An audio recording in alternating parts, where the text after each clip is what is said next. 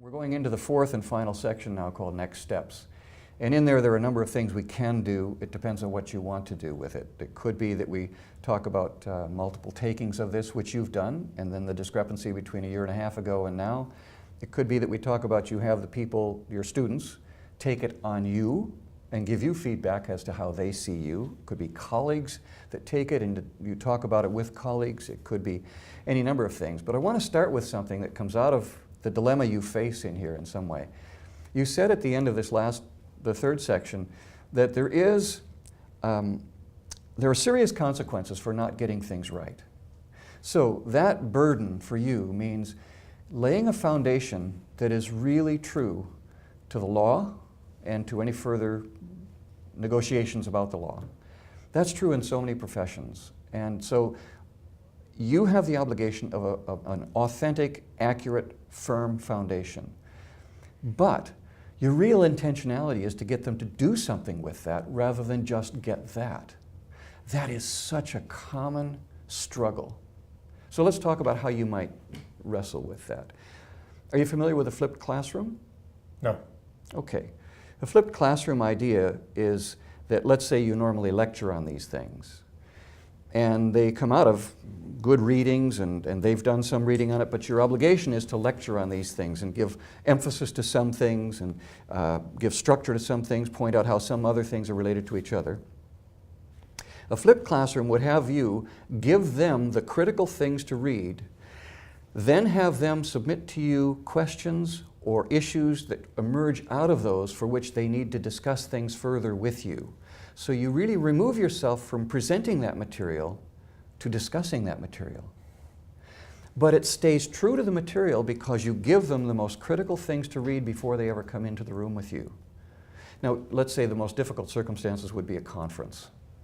Now, if you've only got a few hours, you said, with someone at a conference, sometime earlier on you said, I have sometimes a few hours with someone. That would be difficult there.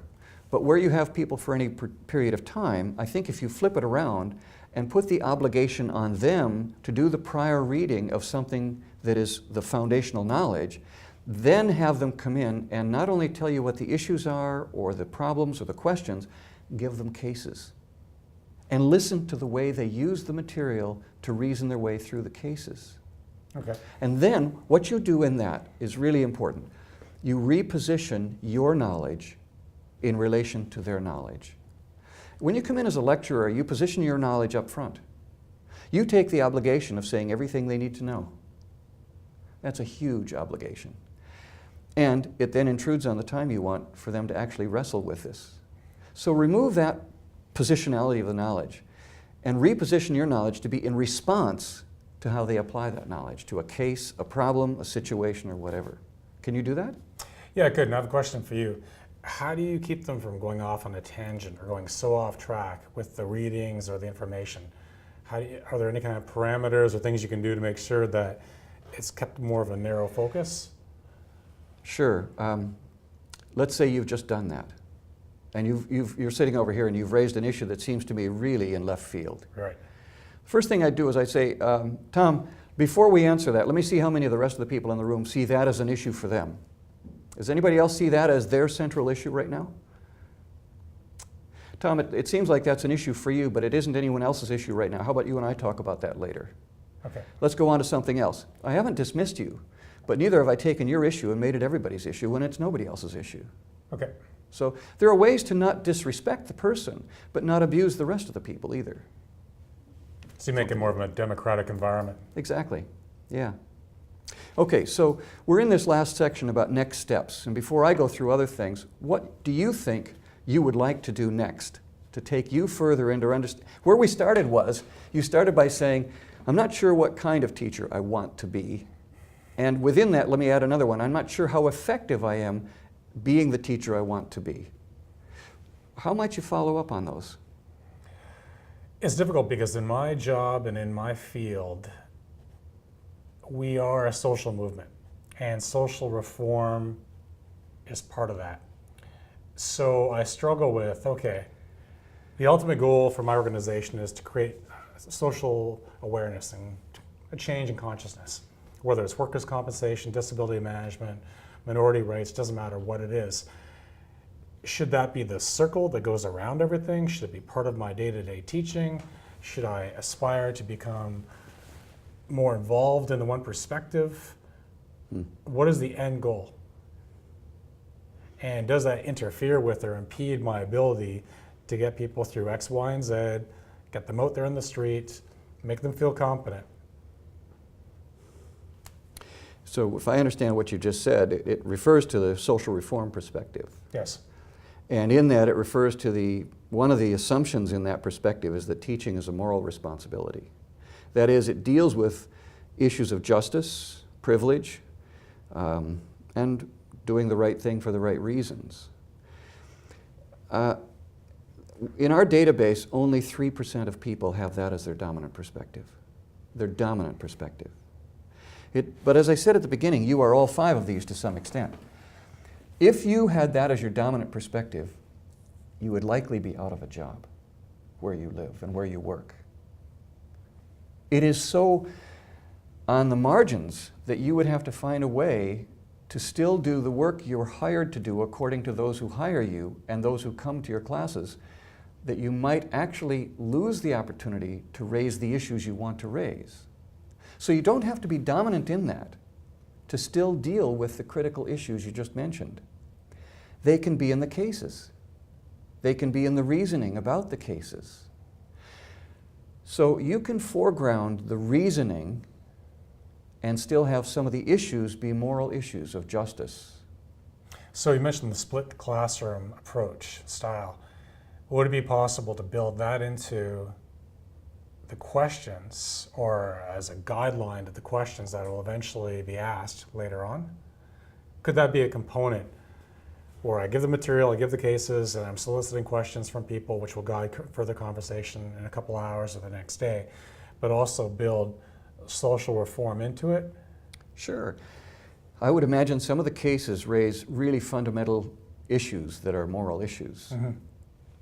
I would leave those in there. They're important. And let them emerge from the conversation. That's the basic difference there between the flipped classroom and a straight lecture classroom. Okay. If there's a moral issue in there and no one raises that as a moral issue, then you probably have a responsibility to raise it as a moral issue. But if someone in the group raises it and raises the morality of the issue, whatever it might be, you're far better positioned to have a conversation about it than if you raise it and no one else does. Okay. Let it come from them, and it has peer authority to it. As opposed to me putting out there an agenda or looking artificial. When you put it out as an agenda, and you can eventually, but I think you distance yourself from people if you put it out too soon. They haven't come for that. They Okay. didn't put that on the foreground of why they've enrolled in this in some way, most likely. I'm Right. guessing, I don't know. You're right. So I don't think you want to push them away too soon on a very critical issue. In fact, you want to keep them embraced in that issue.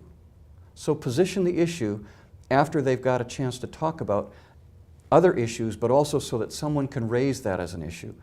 Then it's always a matter, this is the fundamental thing, reposition your authority as well as your knowledge. Don't always lead with it. Why am I saying that? I'm saying that because of where you stand. What I'm saying is particular to having nurturing and developmental as the 2 strongest perspectives in your profile. If social reform was dominant, we would have a different conversation. Mm-hmm. But it isn't. I don't think you know how to teach that way. I really don't. So I want you to be successful with who you are rather than try to be someone else. So repositioning your knowledge and your authority fits really, to be in response to what they ask, what they say, fits beautifully with the combination of nurturing and developmental. Great. That makes sense. Okay. It's just a struggle that I have, and it's an organizational objective to make these kinds of things happen. That's what unions and other organizations are about. But how to build that in while at the same time satisfying people's needs and wants. Well, I came here expecting to have takeaways and to learn about this and have practical skills and knowledge. Yeah. So let's close this off with one last thing. Let's say that you want to get some feedback on whether or not this is how people see you. Mm-hmm. This is how you say you see you. No one else has told us this is who Tom is. There are two really easy ways to do that, or common ways to do that. One is if you have an ongoing class with people, not just a one-off conference thing. At some point, let's say at least halfway through, maybe even further on, you could have your students go online and take this about your teaching them this topic. Then they don't put in their email address to get the results. Instead, they put in your email address. Now, what happens with that? Well, first of all, you get a flood of emails with profiles. And you open them up and you can compare and say, oh my gosh, well, I see some people see me the same way I do and others see me differently.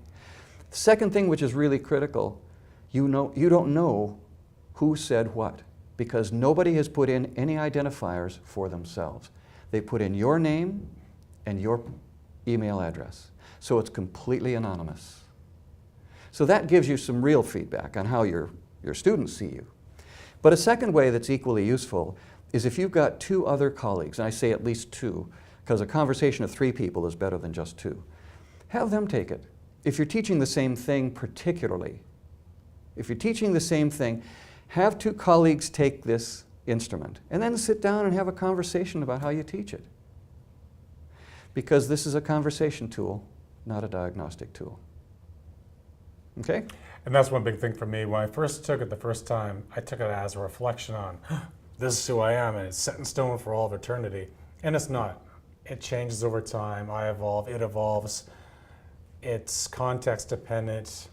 So. Yeah. Thanks, Tom. Great. Thank you very much. All right.